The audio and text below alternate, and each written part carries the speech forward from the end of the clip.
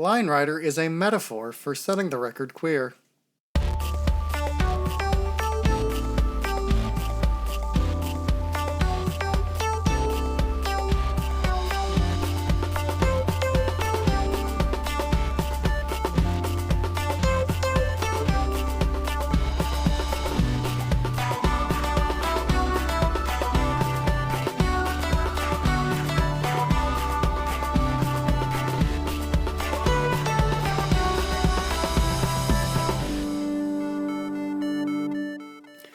Welcome to Setting the Record Queer, a podcast where queer people talk about the pursuits and communities they love.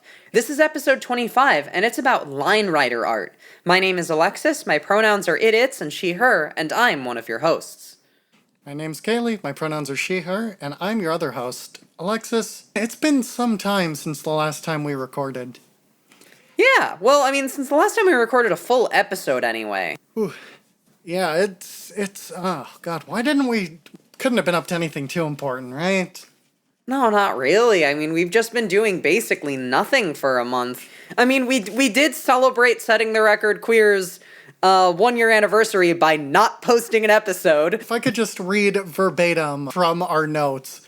Before we introduce our guest segment, we have written down nothing special, nothing at all, not even a wedding. Oh, wait, I've been playing Fire Emblem Three Houses. It's okay. Okay, that's all. Wait, we got Merry Bagels. They were tasty. I don't know what a Merry Bagel is, but I thought it was hilarious when I wrote these. It's a bagel on December 25th, probably. We got to do December 25th before anyone else did, apparently. We're married. Hey, that's just what happens when you're podcasting celebrities. You get to time travel. We are not celebrities. I'm sort of a celebrity, but... in a way, we do get to time travel either way, though, because people are going to be listening to this in the future. I want someone to take a selfie on Christmas Day with them listening to this podcast, and I want them to @ the Twitter account. And if anyone remembers to do that, I will be very happy. I will be very happy to. You should definitely mark it down in your calendars. Go eat a bagel on December 25th. Or don't. I guess you don't have to. And take a selfie with the podcast. Yeah, if I just see a flood of notifications on the Twitter account, I'm gonna be like, oh yeah, we did do that. Yeah, I was gonna say, if you were gonna be like, yeah, that, I would have been like, no, you're a liar. You would have forgotten. But yeah, no, Kaylee's description of our probable reaction is very, very accurate. Anyways, I'm sick, so I'm going to stop talking now, and instead of me talking, we're going to introduce someone who's going to spend most of this episode talking instead of me. This is obviously something we've never done on this podcast. Given that we're an interview show, it's really mostly just the hosts talking all the time. But again, I'm sick, so we made some minor changes. So this time we're going to have someone come on and talk about their stuff. Anyways, with us today... we have, as the title says, a line rider artist, which if that isn't the coolest thing you've ever heard of, you have really warped sense of coolness, and or I really want to know what you watch on YouTube, because holy moly. Anyways, hello. I'm Ben Harvey, also known as Rabbit Squirrel in the world of Line Rider. I'm one of two people who make up a median plural system, and we're collectively non-binary and use they-them pronouns. The other person who shares this mind and body with me is Isabel, but she doesn't really do interviews, so it's just me talking to you all right now. But we work on our art projects together, and she asked me to include her in my introduction. We are a professional, semi-professional, professional line rider artist, archivist, director, producer, curator, critic, video essayist, former community administrator, and historian, ? And also an artist in other ways, but we're talking about Line Rider today, and we could probably talk about Line Rider for multiple consecutive hours, because it's been a very large part of our life for 12 years or so. Okay, first question. You said you're a video essayist. Do you write your video essays in Line Rider? The video essays are about Line Rider. Well, that's not nearly as fun. No, there's text in Line Rider is difficult. I mean, you've got lines. You just make a really ugly font really slowly. Basically, yeah. I mean, we've done lyric videos in Line Rider. At least one lyric video in Line Rider, and it was a lot of work. But Well, I found Line Rider when I was in middle school. People played with it a little bit, and I almost got in trouble because the kid next to me used it to draw boobs.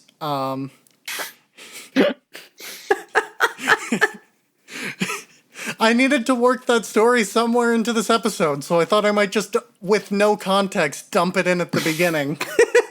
you know, I mean, that's minus the last part. That's a very common way that people remember Line Rider is playing with it in middle school. Yeah, I mean, I remember toying with it a long, long time ago. Well, I thought what I made was pretty cool. I think the thing I most remember about Line Rider was that one maybe McDonald's commercial that was in Line Rider. That blew my mind. But anyways, the pieces we're going to be talking about today are even cooler than that. So I'm glad I'm better than a McDonald's commercial. So let's start at the beginning. How did you first discover Line Rider? Well, I was 14. I'm 27 now. I was making games in Game Maker and trying to find places to put them on the internet and did not know what I was doing, and sort of found like a rip-off version of Line Rider that someone else had made and made some stuff in it and then sent it to a friend, and my friend was like, that's not the real version, and sent me the real version of Line Rider. I googled like Line Rider forum or something, and it was all over at that point. How did you go from finding Line Rider to it, as you've said, becoming your career? That is a very, very, very long story. Well, let's see. So when I first got into Line Rider, I was like making some stuff that was probably pretty similar to the stuff that you remember making in middle school that I thought was pretty cool. And then I went on YouTube and searched Line Rider and found a lot. And this was in like 2006, early 2007, so YouTube was just barely getting going. And there were a lot of Line Rider tracks that were way cooler than what I was doing. One in particular I remember coming across was this guy named Tech Dog, where I could go on a whole tangent about Tech Dog, so I'm going to try to keep this really short. Tech Dog was a graphic designer living in rural Minnesota who hurt his leg and was not able to like work the farm anymore, which I think he lived on a farm at the time, but like he was in his 30s, but he got super into Line Rider because he couldn't move from his computer, and because he had this background in graphic design, he would make these elaborate drawings of things that looked like it was impossible. They were made with just lines. Let's see, a lot of people probably know like Discarded or Make Believe or Transcendental or Monumental, which are tracks that Tech Dog made. Those I remember being really inspired by, and that's sort of how I got really into it. But then Tech Dog started a community forum that I joined up on, eventually became an administrator on that community forum, and then Tech Dog abandoned it, and I kept being an administrator, and then eventually the site went down because he wasn't paying for hosting anymore, and I made a new site that was kind of the same but different because I was running it, and I made We Ride the Lines, which was just like a free forum website, and that became sort of the hub for Line Rider for a long time, and then a lot of stuff happened in like the last 5 years. A lot of stuff happened. Line Rider almost completely died, but then, let's see. I mean, I guess the best way to put it would be I went to college and studied art and computers broadly and made an individual major, and then I came back to Line Rider with a whole bunch of new perspectives on art making and started viewing it as an art medium, which changed a lot of things about what I was thinking about possibly making with Line Rider. And then there were other people in the community that started developing new builds of Line Rider. Oh, I didn't even talk about InXile at all. InXile Line Rider was originally created by this guy in Slovenia, who was in Line Rider was originally created by a Slovenian college student for an animation class, and then it went like super viral, and what happened? Right, it went viral, and then a game development company, InXile, bought it and then tried to make like a more standard video game out of Line Rider, and it was basically a flop, and then they eventually abandoned it. But then there were community people who really liked the original Line Rider have eventually now built their own builds of Line Rider with all these new features that treat it more like an animation tool. And those features made it possible to make all these different cool things, including making a very, very, very long Line Rider track sync to an entire album of music, which I made sort of just because I wanted to, and I liked it, and then it went viral, which a Line Rider track going viral is not a thing that had happened for like a decade, and that caused a whole chain reaction of events that wound up with now I'm getting commissions to make Line Rider music videos. And a lot of other things. A lot of other things happened in there. That's like the super brief overview. I could talk for an hour on any one of those sentences. That's quite a story. And like, over literally, you said like a decade. That's really impressive. Probably one of the longer time spans that we've covered in this podcast that wasn't like, I picked up an instrument when I was a child sort of deal. Anyways, so why don't we go back and start to talk in a little more detail about some of your earlier projects, and how you sort of evolved through them. You don't have to go all the way back to like, oh yeah, I made this one when I first discovered the site and it was terrible and I thought it was cool. But where things started to become serious for you, where you really started pursuing growth in Line Rider. This is a great question. I like this question. So I want to start with 16-year-old me making a Line Rider track that still is probably one of the most time-consuming projects I've ever made, and it was called Bolted to the Wall. And because I was 16, the editing intro was very dramatic, and I put Rabid Squirrel's masterpiece in the title, and it's not as good as I thought it was looking back. But I want to start from there because in that time period, and this persisted for a very long time and is only recently starting to break down. And people thought of like the coolest things that they could make in Line Rider as the things that took the most time and effort and tedium. And so I made this cool world with all this very, very detailed scenery, which is just lines that don't affect the sledder in the background. I have a hard time remembering or thinking about like what words do people know and not know. I'm not sure. Does scenery, is that self-explanatory? Does that?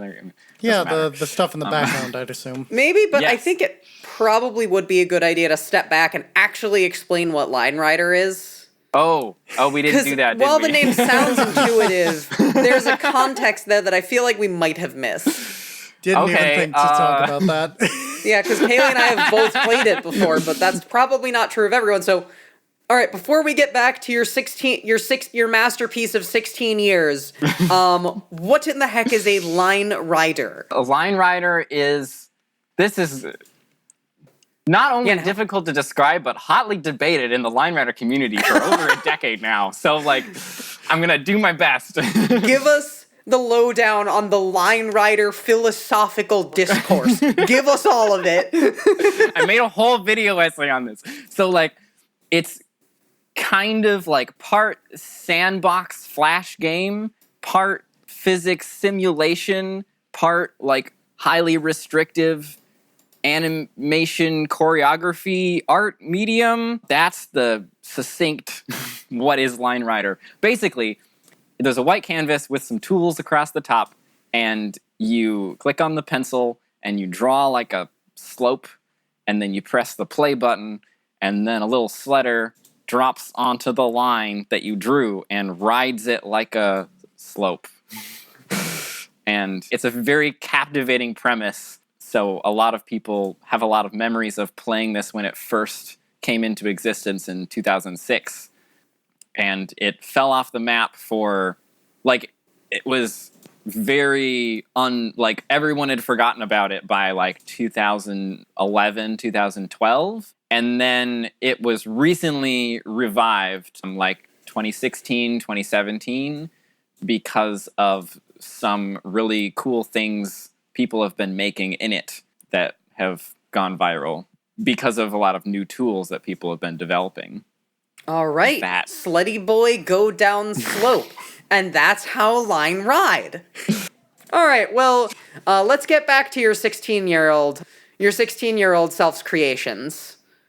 Yes, so 16-year-old me was spending a very, very, very long time drawing very, like, detailed, repetitive, incredibly tedious, I don't know why I thought this would be a good idea, amounts of scenery in Line Rider. And just to give you an idea, the project Bolt to the Wall had 100,000 lines in it, and all of those lines were drawn one by one. And Line Rider at the time, because it was made in Flash, could only, at least with my computer, could only handle about 10,000 before the lag just got so bad that it wasn't feasible to do anything. And so I had to divide the scenery up into sections and splice those together in the final recording. So it was... So anyway, I was totally convinced at age 16 that this was the greatest thing that I would ever make in Line Rider. And from then on, I focused on like administrating and collaborating and like directing community projects and running like tournaments and contests and things in the Line Rider community. But then when I went and studied art at college, that changed some of my ideas about what Line Rider could be and what Line Rider was. Like, just one example is I did a motion graphics project where I visualized a piece of music with splotches of, well, I don't know, like basic, like, I don't know, shapes and colors that I made in Photoshop and then manipulated in After Effects. And I like represented each instrument with these like moving things of light. And I realized that I was doing things that were like, I realized that Line Rider could kind of do things sort of like that, like visualizing music, except with Line Rider, it's not just motion and it's not just like colors and shapes. You could actually do like vicarious sense of movement, and it's kind of like dance, except you don't have to use your human body, which has been the main reason I've never got into dance. So I was like, oh, it's like kind of an animation tool, and it's like kind of a choreography tool, and it's like kind of works really well when you set it to music. And then a build of Line Rider came out with a like music sync feature where the build greatly reduced the amount of lag. So Line Rider would run at the speed it was supposed to run instead of having to speed it up in post after recording it. So you could watch it in real time, and then you could take a music file and load it in, and you could listen to the music file play while watching the track. And you could like say like scrub around in the playback timeline to like, oh, I want to scrub to 30 seconds. And then when you start at 30 seconds, the song also starts at 30 seconds. So you could like work on making the Line Rider track line up just exactly with the music instead of what we used to do, which was just hit the play button and start the song at the same time, kind of, and then like hopefully it doesn't get bad enough that lag starts to happen, and then if lag starts to happen, then you have to like make a recording and speed it up to the right speed and then put it in with music and video editing software and then see how it looks. And it was just a horrible workflow. So this like sped it up like, I don't know, hundreds of times the workflow of how does this part look when it's with this music in this place. And so that was the thing that happened, and I started making these line rider tracks that were that were synced up to music, except a lot of people in the line rider community had been doing that already, but it's the way it started was people were doing these really intense, like, oh gosh, do I want to talk about Quirk on this podcast? I'll just I don't know. say, so the short version of Quirk is like glitches in the physics engine because it was coded by a college-age Slovenian for an animation project. The physics engine is like not, it has glitches, it has lots of glitches. And so Quirk is like a, for lack of a better word, genre of line rider that people, where people exploit these glitches to make the sledder do all sorts of wildly unrealistic movements without falling off the sled. And so a lot of people were doing this kind of a thing and then writing down, there was a version where someone hacked in a timer so that people could see how many seconds had passed in the track itself when it was lagging. You could be like, so then you could, for example, if there's like, at 45 seconds into the track, this like dramatic shift in the music happens. They could say, okay, at 45 seconds into the line rider track, I'm going to change up the style.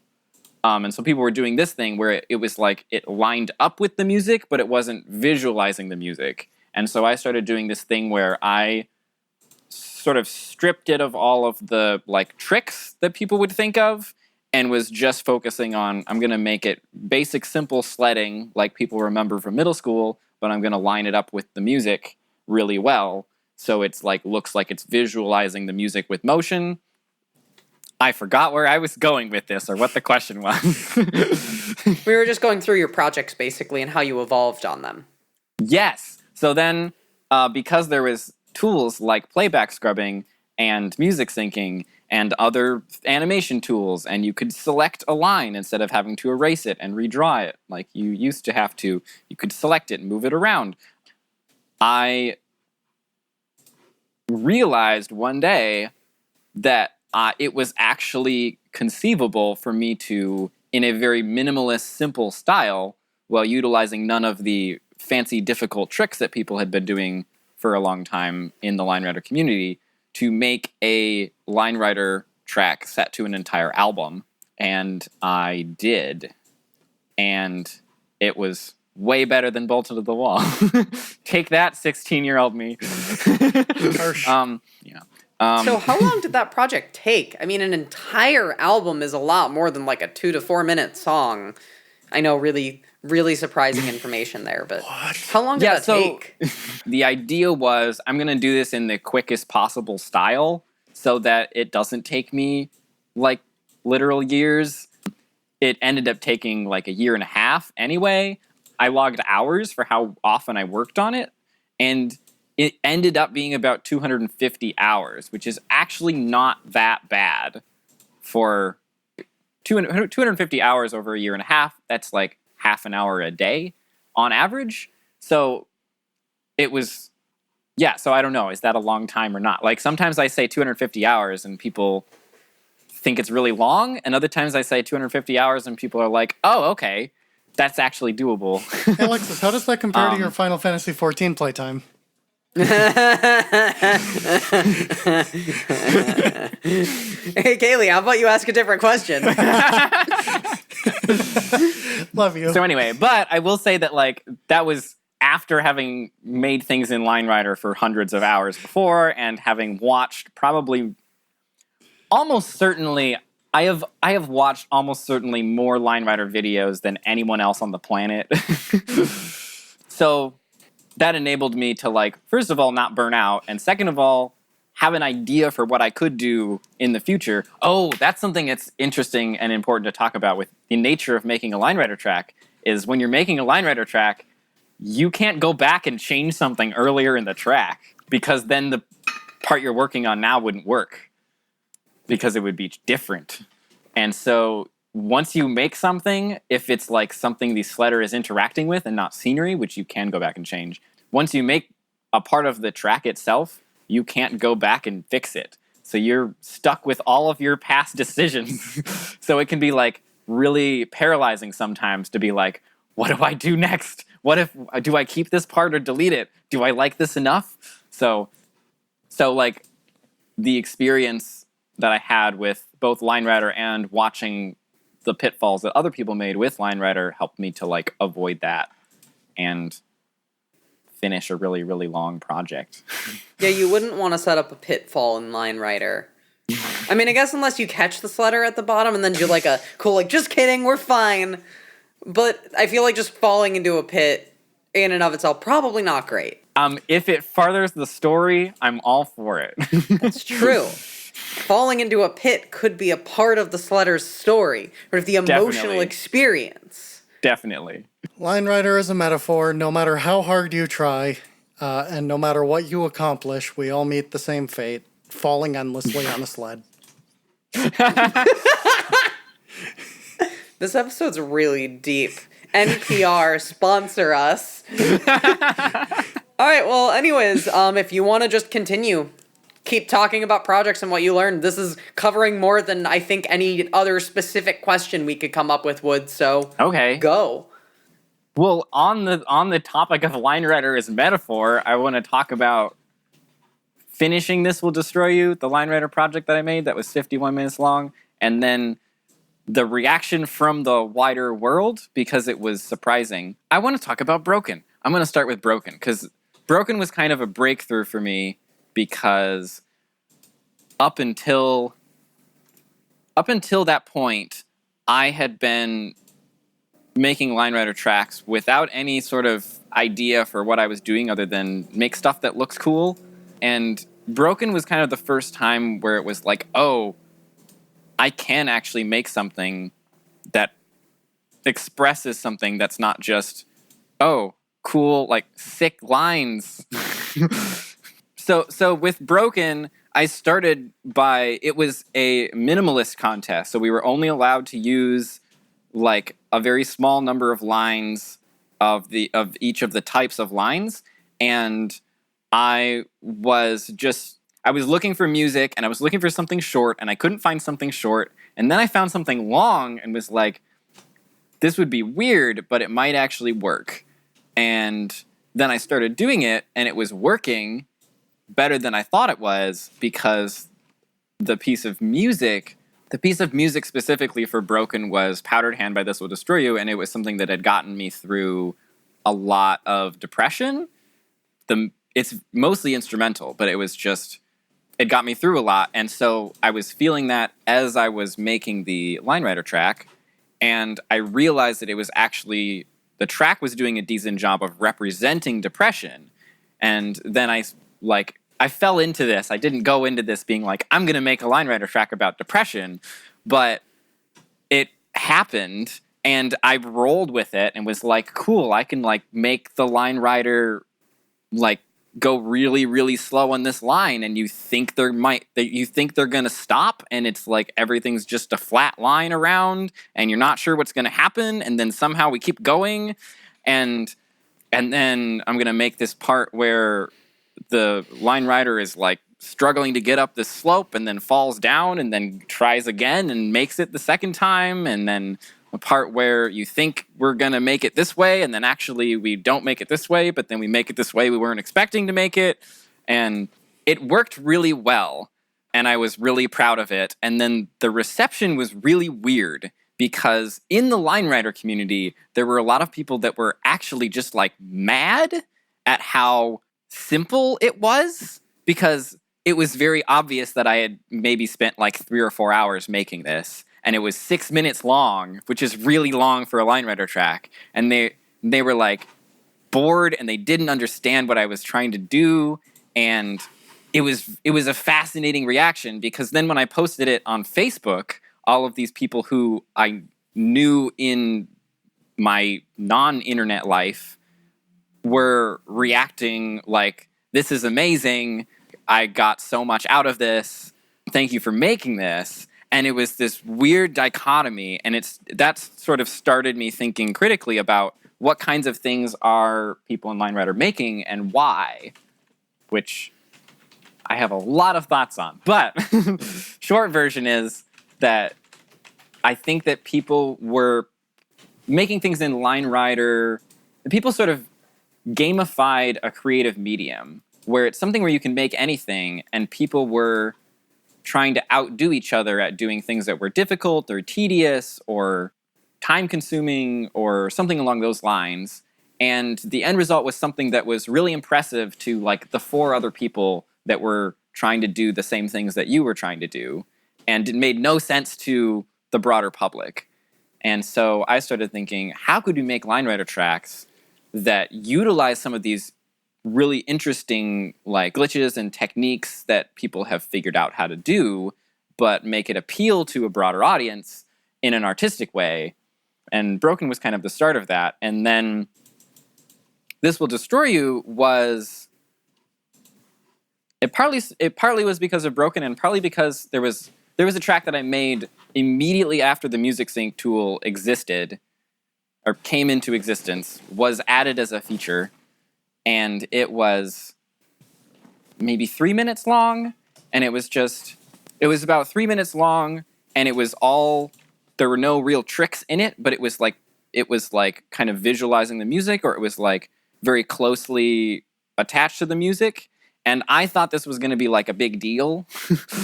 And everyone in the line writer community just sort of went like, oh, that's an interesting idea, and then moved right along.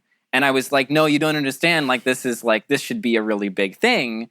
And so This Will Destroy You was kind of what I came up with to be like, what if I make something that's in this style, but it's like really, really long? And it's possible to make it that long while putting in the same amount of effort that most of the people in the community were putting into like their 2-minute, really intense, physics-defying glitch tracks. And so yeah, I guess it had like a somewhat intentional, like subversive quality to it, where I was like, I'm going to make something and I'm going to have no tricks at all. And it's going to be really, really long. And it's going to be really cool to watch, even though both of those things are true. But at this point, Line Rider was like very basically unknown. I was like, if this video gets 5,000 views, I will be very happy. But I'm expecting more like 1,000. And then when I released it, I had the idea to post it on the post-rock subreddit, because This Will Destroy You is a post-rock band, and it's somewhat of a well-known post-rock album. And like it like shot up to the top of the subreddit because people loved it, because apparently a lot of people that listen to post-rock music have memories of playing Line Rider. And then from there, someone posted it to the video subreddit, and then it got 100,000 views in like a week. And that was more views than almost any Line Rider track that I'd ever made had gotten in like total views. And it happened in a week. And then someone contacted me and said, hi, I really like your Line Rider video. I do things like that, but with like physics contraptions. I'm interested in making Line Rider tracks.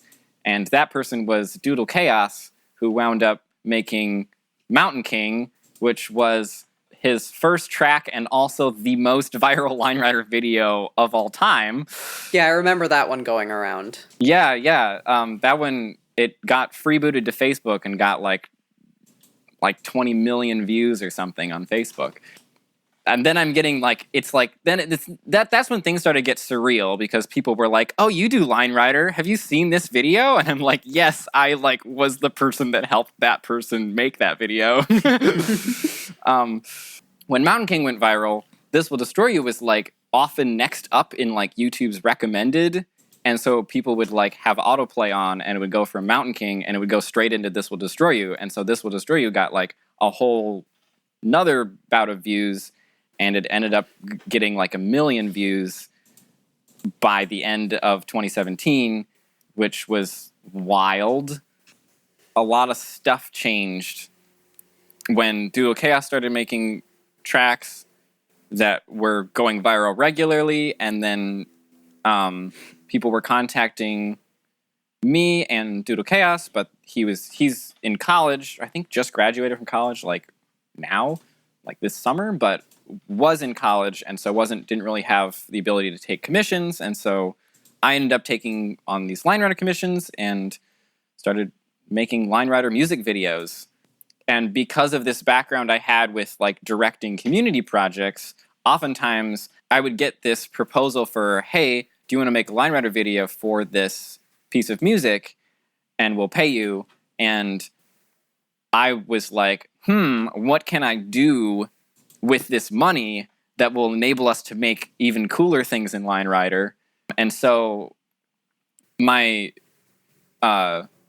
long-time Line Rider community member and current friend of mine, David Liu, and also is the current developer of the build of Line Rider that you can find on linerider.com.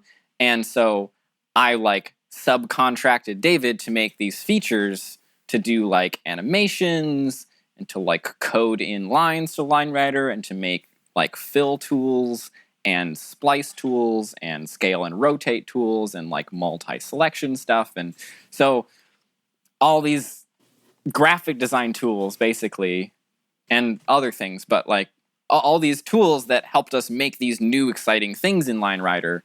So yeah, I guess that is the medium version of how I got here. And when I say professional Line Rider artist, it's like I don't yet make all of my living off of Line Rider, but it's a substantial chunk of my income to the point where I can be like, I can't do this theater gig because I need to make a Line Rider track in that month. Because someone's paying me to do that. And it's very weird and exciting and not something that 16-year-old me would have ever dreamed could happen. So let's talk a little bit about community. You've brought up community a little bit in terms of the in terms of like, you know, the community of building stuff. How is that community, and how is it being queer in that community? So this is a complicated and difficult question for me because, well, first off, I didn't figure out I was queer until 2016 at the earliest, at which point I had been playing Line Rider for 9 years. So that makes it a little bit complicated. I was running the community until about that point. And so, yeah, so most of this is like, I'm like looking back in retrospect, but in retrospect, there are a lot of things that I did not do well because I did not know what I was doing because I was a teenager and did not understand much about the world and didn't know anything about how to make an inclusive community. But the upshot is that I also don't want to be like, I am entirely to blame for this, but the upshot is that the Line Rider community has been almost entirely like cisgender teenage men for most of the community's existence. Like there was a heavy crossover between Line Rider community members and like 4chan frequenters, which is not the best. And so like at the time I knew that some of this was yikes, but looking back there's a lot more that was yikes that I wasn't picking up on because it was all subtle.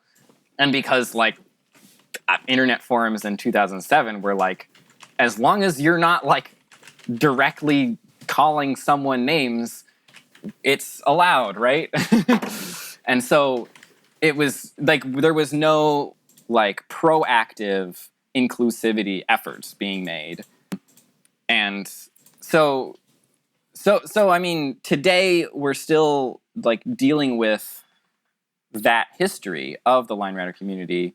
And even today, like there are a number of people who were into Line Rider a while back, now are getting back into Line Rider, or maybe have been into Line Rider for a long time, that at some point figured out that they weren't cis.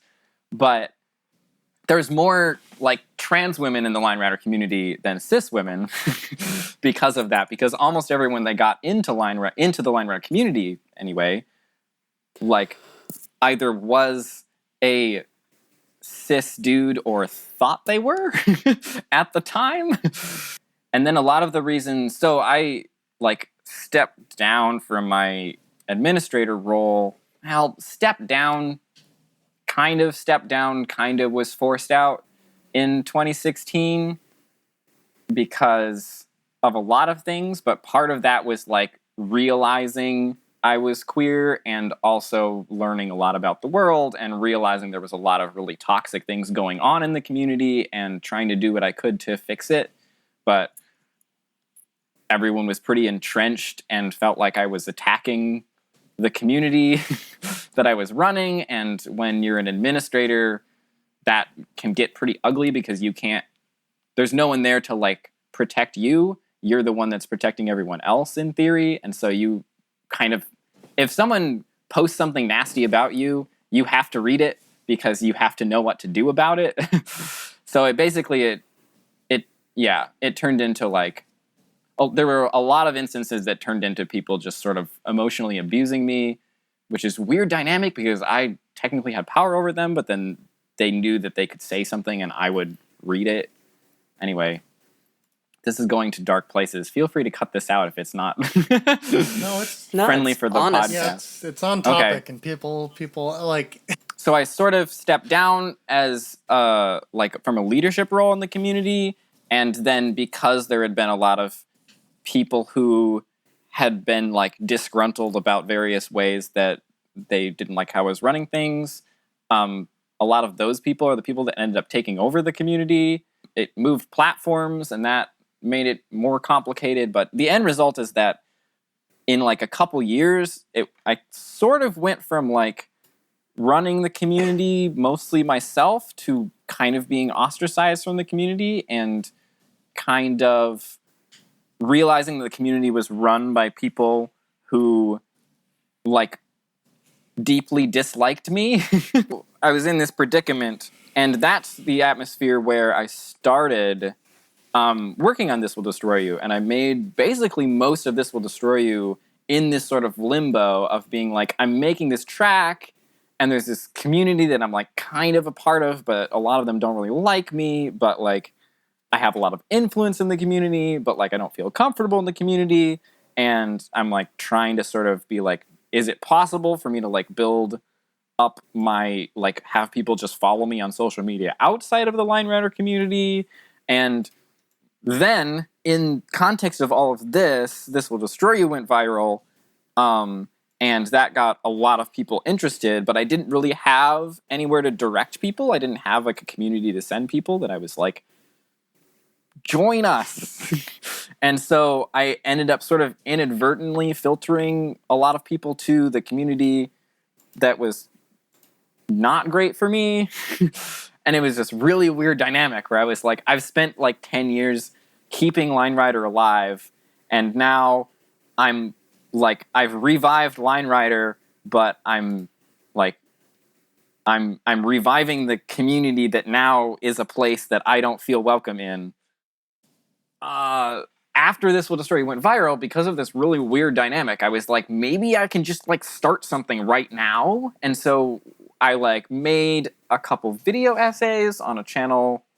Previously, it was like my friend who also does Line Rider things, Seth, and I would get on like a live stream and just chat about a track that someone had made and analyzing it from like this sort of artistic perspective. And previously that was a channel, but I like on a whim made a video essay that was like my top 10 Line Rider tracks of 2016. And when This Will Destroy You and then Mountain King went viral, that video kind of went viral. And so we were like, oh, we have an audience for this channel. So I like very quickly threw together a video essay that was like, here's some basics about what Line Rider is. And then another video essay that was like, here's sort of a breakdown of my philosophy on Line Rider and how it differs from a lot of other people. And this is why like This Will Destroy You and Mountain King looks so different than all the stuff you're seeing from most of the people in the Line Rider community. Then at the end of that video, sort of plugged a Discord server, and that server lasted for about 2 months, maybe 1 month, I don't remember. It turns out if you have just a Discord server with an open invite in a community that's not super great, you either have to like just have like no mercy and like just kicking people out if you don't like them, or you have to like not let everyone in. And because of the dynamics in the community, it was like kicking a lot of people out of a community was going to be a very ugly thing. It was going to make a lot of people very mad at us. So we ended up just shutting the whole thing down, and I spent a lot of time. Well, I spent a lot of time away from the Line Rider community for the next few months, just like thinking about like what do I actually want out of a community. And I realize this is a very long answer, but I'm getting to my point. I spent a lot of time thinking about what I actually wanted out of a community, and what I realized was like I want like to hang out with people who are going to accept me, and I'm not going to feel like my words are going to get twisted, or I'm going to end up arguing with them, and we can make cool Line Rider things together, and like I guess specifically people with some sort of a background or interest in art. So after like a lot of mulling this over, I sort of made another Discord server that was private this time, and just invited the people who I wanted to hang out with while making Line Rider things, and then cultivated that space for a little while. And then just recently, I made a little announcement where people can find a link that people can go to that brings you to an application form where you can fill it out, and then like I'm like slowly taking those applications and like talking to people one-on-one, and then inviting them into our little community of mostly queer, mostly artsy Line Rider creators and enthusiasts. That place is lovely. This place I have like angrily carved out of a stone wall with a screwdriver is lovely. What advice would you give to someone who was looking to get into Line Rider art? Join us. Fair enough. I would say definitely try not to focus on learning the things that look difficult and that look like really dramatic and difficult and physics defying, because they can be cool, but they don't create things that matter in and of themselves. At least they can matter to you, and they can matter to other people who are doing things like that. But if you want to make things that are going to resonate with your grandma, who barely knows what Line Rider is, just I don't know, think about art that inspires you outside of Line Rider and try making those things. And don't get caught up in like, oh, I have to learn how to do like a singularity glitch or I have to learn how to make flings. It's like, it's intimidating because there's all this lingo and terminology that the community uses, and it can feel like a lot of FOMO for new players, because they'll like see all these people talking about these things, and they're like in the like intricacies of physics glitches, and it's not really that important for making cool stuff. And I don't know, I struggle with this because I feel like on one level it's fine, but on the other level, like I think it's a focus on that kind of thing and sort of the culture of the Line Rider community that has burned so many people out and has made so many people so frustrated that no one's appreciating their work, is focusing too much on that stuff. But also just like, come join us. Go apply. Like, if you're listening to this podcast, you're probably super cool, and I would love for you to apply. I was really excited to be on this podcast because it's like the exact demographic that I would like to have more people into advertising opportunities. Well, we were really excited to have you too. Well, thank you. So, Yeah, I think last question before we move into our performance showcase is kind of what's coming up in the in your little community, any events, and what projects do you have in the pipeline? And Alexis has written here, haha, pipeline, get it? Line? Thank you for literally taking my joke from me. Thank you. I was going to say that.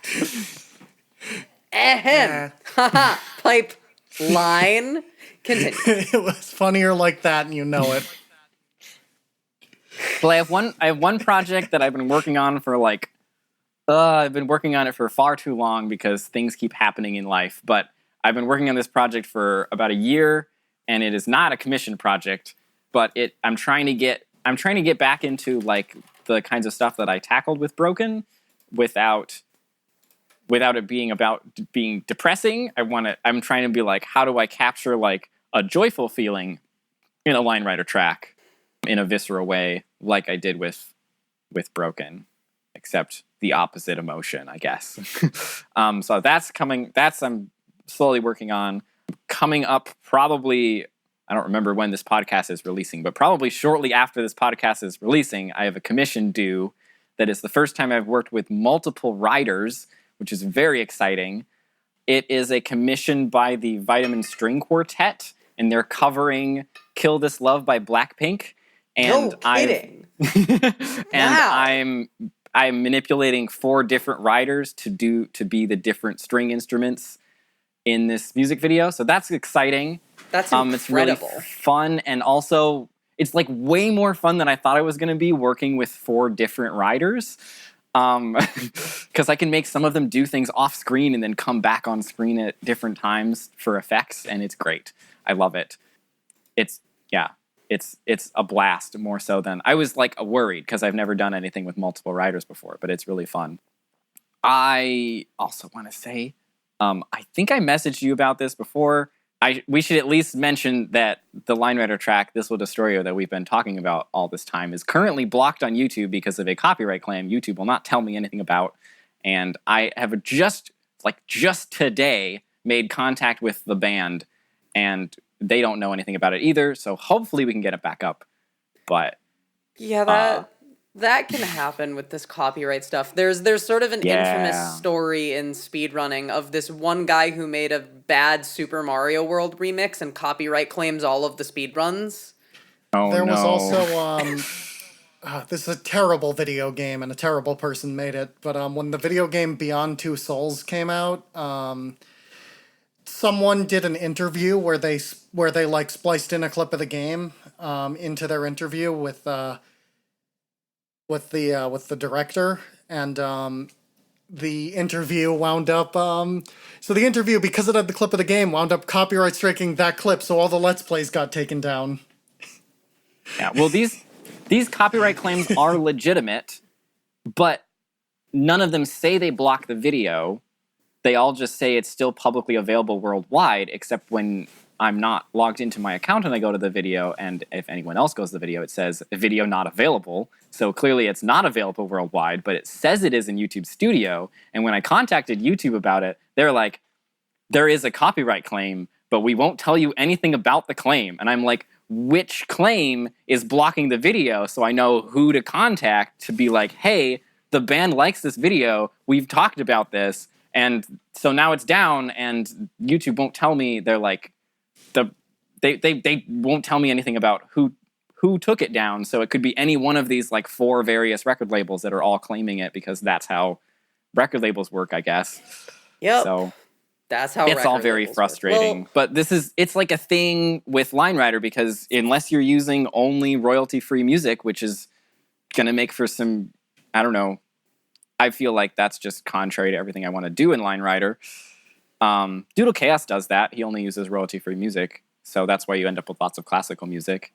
But like, it's a thing, and it's really depressing to know that like at any moment all of my work could just be deleted. Well, I hope you get that copyright issue worked out. I hope it gets especially sorted with out. You having the band on your side. Hopefully that works out by the time this episode I hope gets... so. I was all right, well, with that, why don't we move on to our performance showcase? Blah, blah, blah. So let's move on to our performance showcase. For every episode of this podcast, we like to pick a sample of our guest's work to talk about in more detail so that we can cover some things that don't just necessarily come up in conversation. Now, Line Rider is a very intensely visual thing. Even if it is set to music, you can't really just listen to it and get the idea. So we're not going to splice the clip in this time like we do sometimes, but oh my god, go watch this. Because first of all, you're going to be really confused otherwise. We're going to be asking about some more specific things, or at least I am. And also, it's super freaking cool, so please watch it. The piece that we are going to be discussing is your Line Rider track for Superflu by Salih. It's actually Sele by Superflu, but yes. Okay, I probably should have asked before even trying. So the piece we're going to be discussing is your Line Rider track for Salih by Superflu.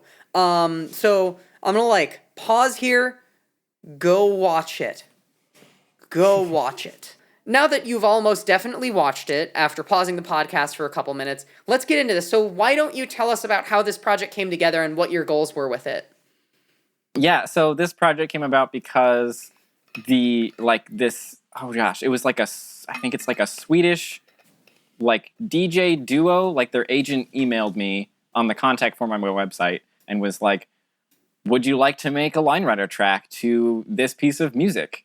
And I listened to it and thought, this is the type of music that I usually like.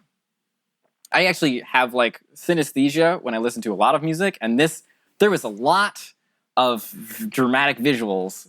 I'm really glad you said that because I was really wondering if you had synesthesia. Oh yeah.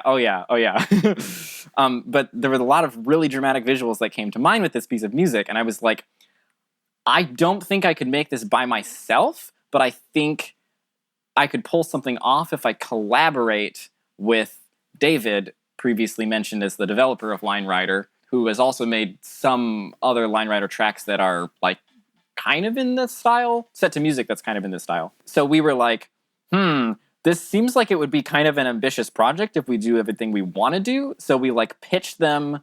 We were like, how about this much? And they were like, how about this much? And then we negotiated to an amount that was enough to pay 3 people to work on this project. And so David got in touch with one of his friends named Sharon, and Sharon Pack, and she came up with this sort of creative vision for we'll have 3 different worlds, and then there'll be transitions in between the worlds, and here's a vague idea for visuals for the whole thing. What if we do originally it was platonic solids, and then we were like, what about tessellating shapes? Because that would be much easier to do in Line Rider. And then Sharon and David together came up with the idea of actually coding visuals. Well, I say coding visuals. None of this was post-production. The lines were drawn into Line Rider using a piece of code that David wrote. And where the lines are drawn is based on the position and movement of the rider. We have these tessellating shapes that line up with the frames of Line Rider, and so then as the rider is moving through space, it appears to, initially the shapes appear to just sort of hover there and not move, like a background visual that's not parallax scrolling. It's just sitting there. And then David made it so that it actually moves around.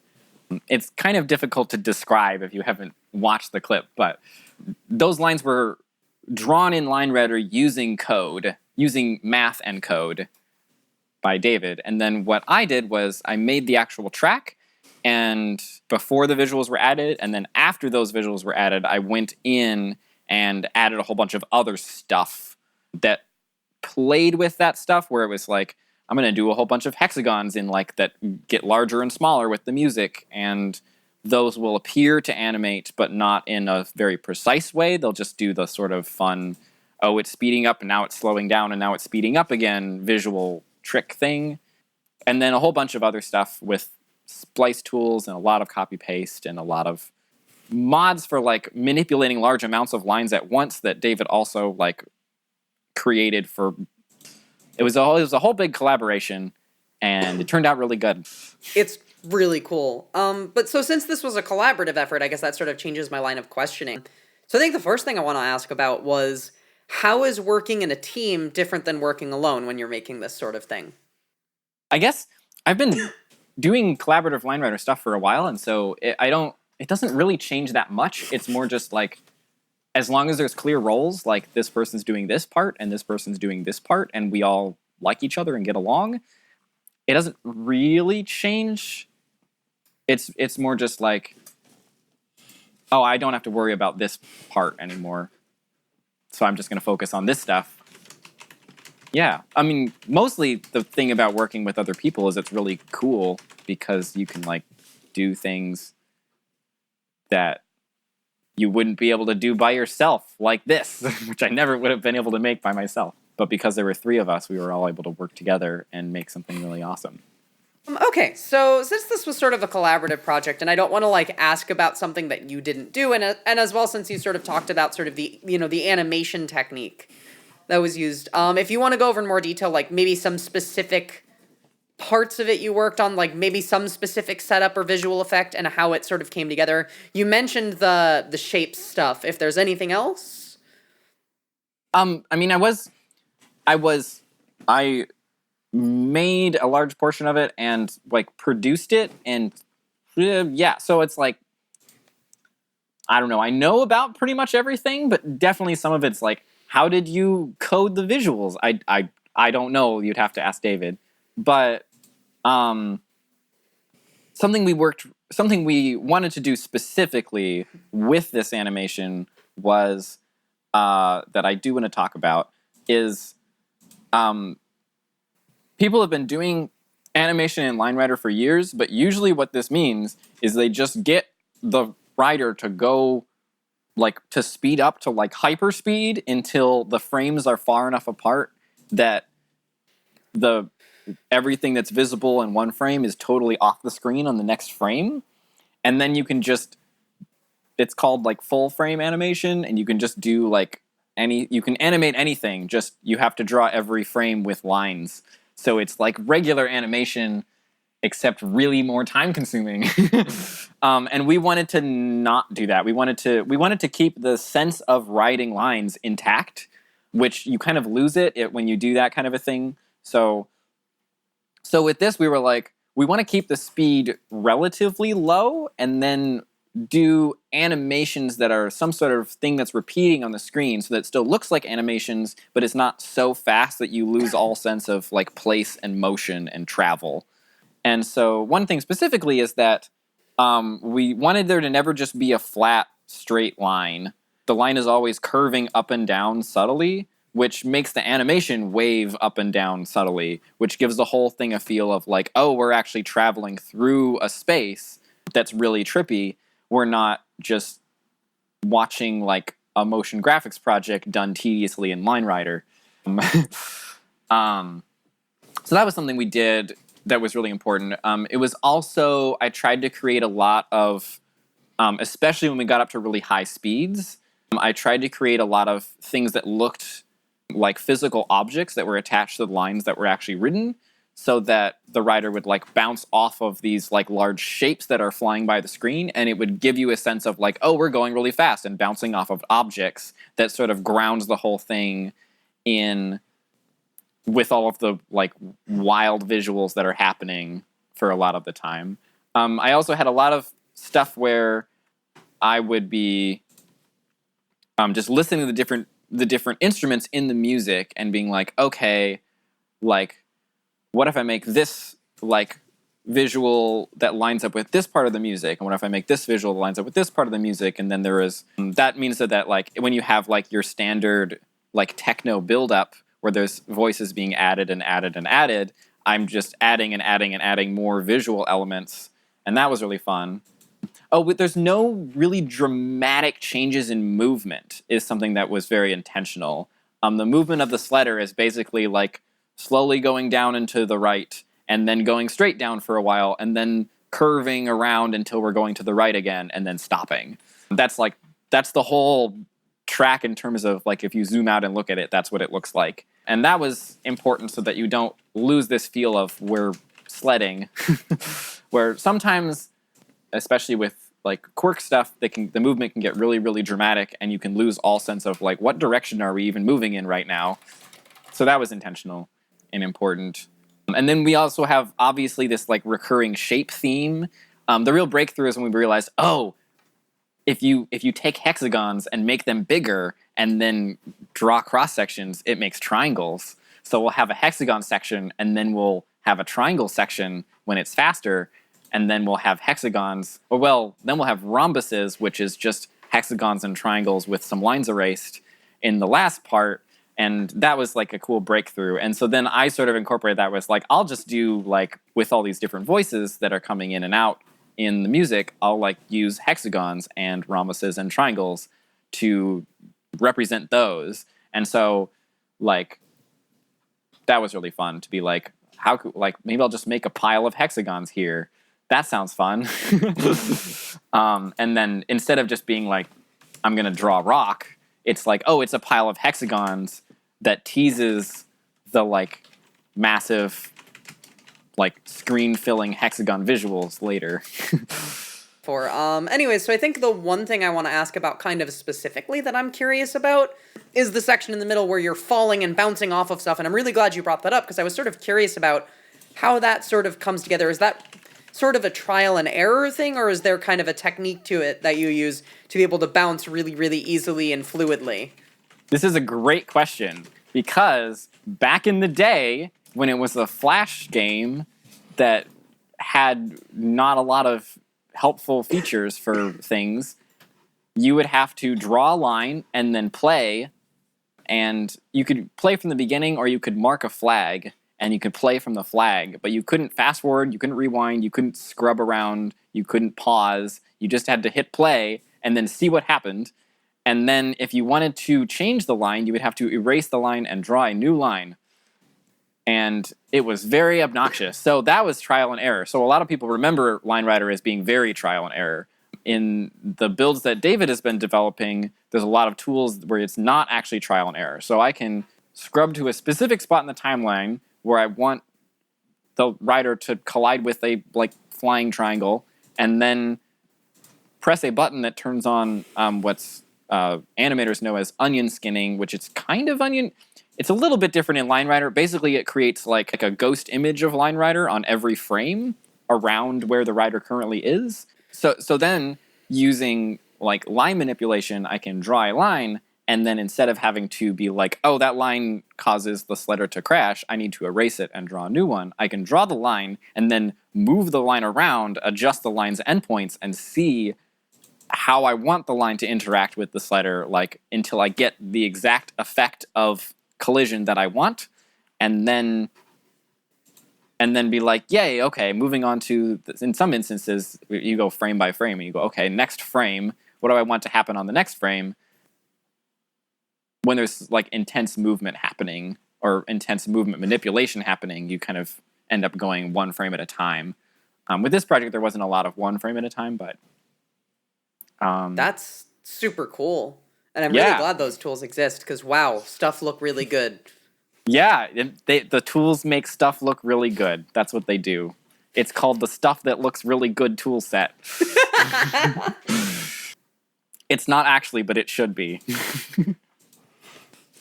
Well, I think at this point it's probably a good idea to move on to our listener questions. So if you have a question for one of our guests, you can email us at settingtherecordqueer@gmail.com. You can contact us in our Discord at bit.ly/strqcord or on Twitter at strqueercast. So our first question comes from Pi in the Discord. From an artistic standpoint, are there any unwritten rules that you have to follow when making a Line Rider video to make it look good? Yeah, but there's so many different angles I could tackle this question because of all the stuff I've talked about with like differing philosophies in the Line Rider community. I think I'm gonna answer it this way. I would say that one of the like unwritten rules that I always try to follow is that what I'm after when I make a Line Rider track is I am after a vicarious feeling of motion. I want the person watching to empathize with the movements of the sledder the way you would with someone doing like choreographed dance. And so sometimes I will like be like, I want the movement to look like this. And how I get there is not necessarily the most intuitive way. I might use some like sneaky quirk techniques to make it look like, oh, the sledder bounced off this wall, when in actuality there's like some physics manipulation happening to make that happen. But it just looks like, oh, bounce. I always try to think about what I want the movement to look like and then work backwards from there, as opposed to thinking about what cool like physics manipulating glitch can I use and then trying to make that look interesting or good. And I found that served me really well to be like, how do I make, like, what movement do I want? And then I'm rambling now. What movement do I want and how do I get there, as opposed to starting with the technique and trying to make the technique interesting.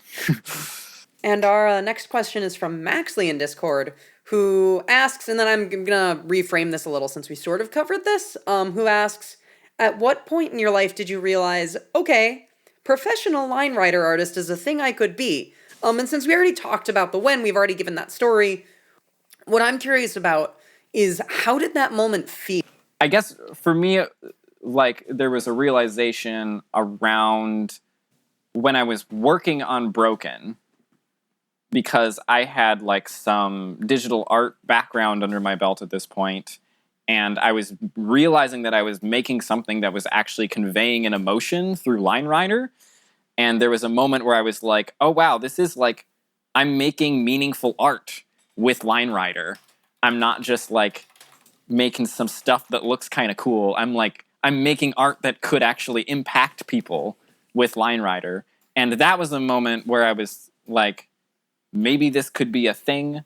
I guess, actually, wait, maybe that might not actually be the moment that I first thought about it, because I made a Patreon before then. The Patreon was very small for a long time, but I did make a Patreon before then. I don't remember what it was like or what I was thinking when I made the Patreon. I guess when I made the Patreon, I was sort of like, I was like, had just taken a like year-long hiatus to finish college because I was too busy with college. And then I had a point where I was like, do I want to go back to Line Rider? I've been away for like a year. And then I was like, yes, I do. This is probably a lifelong hyperfixation. I should embrace it and just go back to Line Rider. So anyway, I guess that's like two answers to half the question. The other half of the question was, oh, how did it feel when it was like, oh, this is actually happening?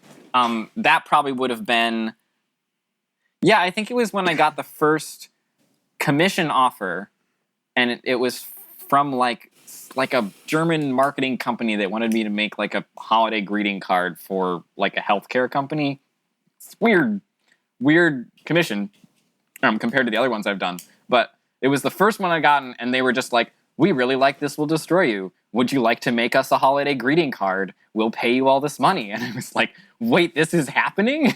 Like someone is like throwing money at me to make something in Line Rider?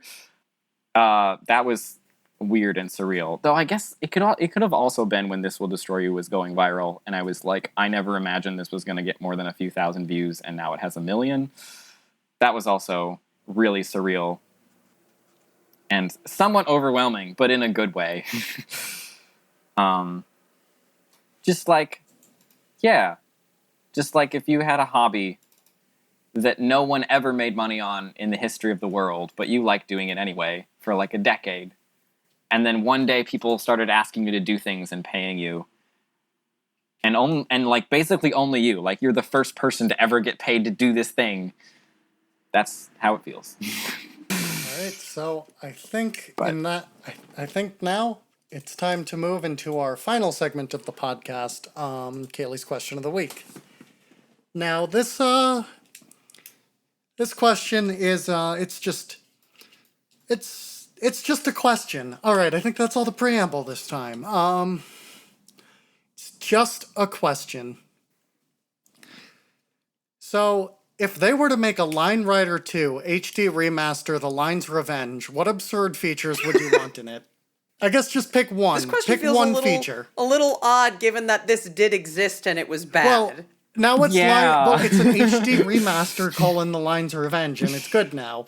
And they're gonna add one absurd And feature. it's good now, TM. Yeah, that's the full title. Line Rider 2 HD remaster: The Line's Revenge. It's good This now. just sounds like someone's like, Dream I don't drop know, distance. what's like, I'm like trying to think of an analogy. This is like if someone was like, what if they did like Sonic 06 HD remaster, but it's good now, TM? Like, what would it be like? And I'm just like, that sounds like the worst thing I can imagine. I didn't know that existed an hour ago. It's a sequel to the original Line Rider with one new feature that's ridiculously absurd. What do you want that feature to be? Or even a sequel to, like, the current Line Rider that you do Line art Rider with. 1. I mean, for me, that's just like, what's the next feature I want to pay David to make? No. A feature, an absurd feature. It needs to be Needs to be absurd. absurd. Okay. Because I would like to see, like, I want, like, a mode where ships will just start shooting at your rider, and you need to put shields up to reflect the ships and shoot them down with your like special Line Rider controller that you have plugged into your computer that you control with your feet while drawing. Do you know what Free Rider is? Free Rider was a game inspired by Line Rider that's much more of a game because you design levels and then you have to play the levels on a bike and you like navigate your way through these line drawings on a bike. So Oh my god, I had a serious answer, but it has just left That's okay. my brain. We don't want a serious answer anyway. All right. Well, if you, I was gonna do is I was gonna give a dumb answer and then give a serious answer, but the serious answer's gone. So I just want Line Rider Battle Royale. How does that work? Is everyone feels drawing like- like a different course and trying to like make something on top of each other? But are there 100 sledding guys, or is there one sledding guy and everyone's trying to direct him? And it's like, I need this guy. No, I need the guy. I don't know. That's up to the developers of Line Both of Rider these 2 answers HD are like- Remaster, The Line's Revenge, but it's good now. TM Dream Drop Distance. both of these are just like a horrible bastardization of what Line Rider even is. It's like, what if we take the Sledder character and lines and make Okay, a game, cool. So but it's bad? So your answer is at Line Rider to smash? Oh my gosh, did you see that I retweeted that, or did you just come up with that I now? just made it up, so I win. That is a tweet that someone made that I saw and retweeted because I think it would be amazing to have Line Rider in Smash. I'm gonna have to go find this tweet because I can't imagine how that would work, but I really want to know. Exactly. He sleds down the slope and you hope I want you to see win. I want to see Bosch like punching people in Smash, or like using his sled, like just. I'm making like sled swinging motions that you can't see on this podcast. So what do you want in Line Rider 2? What do I want? What do I want in Line Rider? Line Rider 3, I guess. feel like Line Rider 3, the Revenge of the Lines. It's good now, TM. All right, well, now that the original Line Rider has been removed from the internet by Nintendo for copyright infringement because they put Line Rider in Smash, I hope this is what you wanted. This episode of the podcast... No, I need to come up with an answer to the question. This is so hard. It's so hard because I was like, maybe I'll just wait to see what they pick, and then you both picked like the most aggressively gamified things possible for Line Yes, I Rider. do that too. I'm like, Go in the completely opposite direction. Pick something that isn't a game and make it part of Line Rider. yeah, that's what I'm trying to think. Like, I'm actually mean like, okay, what feature do I actually want to add? Oh my gosh, you know what I actually want to add? This is going to be kind of out there, but like the simple answer is like invisible lines. But invisible lines might not be exactly what I'm thinking. What I'm thinking is like something that can manipulate the sledder without the lines having to touch the sledder. Because there is this challenge when you are scening a Line Rider track, when you're making scenery, where the lines that the sledder rides on have to fit into the scenery, which makes three-dimensional scenery very hard and frustrating. And if you have this giant curve that the sledder rides on, how do you fit this giant curved line into your scenery is a big challenge. And that's why, like, it's kind of a meme in the line rider community of caves and rails, which is like you take a pencil tool and you draw like a cave outline around the lines, and then you make like the lines thicker, and then you attach the thicker lines to the cave, and it's caves and rails. it's like the fallback if you can't think of anything else. It always looks like halfway decent to have caves and rails. So invisible lines, I guess. But then also there was this unreleased build. Did I mention I'm also a Line Rider archivist? There's this unreleased build by the original developer that's like only recently come to light to the public, but it had wind lines in it where you could like draw wind that was invisible during playback, but it would like blow the sledder around. And this is like really trippy and cool, and something like that would be interesting. It also might totally break how people perceive Line Rider, and it might create some horrible things where people like just thinking what people have already done with the physics engine with Quirk. It's like I don't want to imagine what would actually happen with wind, but it would still be cool because you could do so many cool things with it.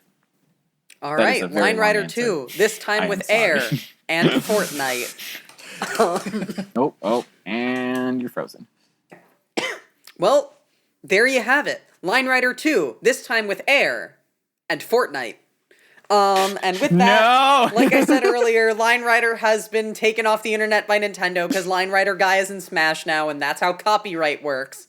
So since we're not legally allowed to talk about Line Rider anymore, I guess this podcast is over. Ben, thank you so much for coming on. This was a wonderful episode on such a unique topic. We've been excited for this episode for a while now. Thank you. I did not know, but I'm flattered. We have a lot of really cool and unique guests, but I don't think we've ever had anything quite as unique as Line Rider artist, professional. That's fair. There's like maybe three of us at most, so I made like very a niche field thing. So Ben, where can people find you and your work and your community? That is a thing. I should have a link to the community application form, and I do not. It's somewhere. It's in the show notes? In the show notes, I guess. Sure. In the show notes. So you'll send it to me later. I will send it to you later. I'm Rabbit Squirrel / Ben Harvey on YouTube. Also, the URL is rabbitsquirrel117. I don't know which is easier to find. And then on Twitter, I'm like a mashup of my name. It's like BAHARV89. I should probably change that. And then I have a website, which is benjaminharveydesign.com. And then I have a Patreon if you want to support me, because I don't get any money from YouTube ads because all my music is copyrighted. The Patreon is Rabbit Squirrel.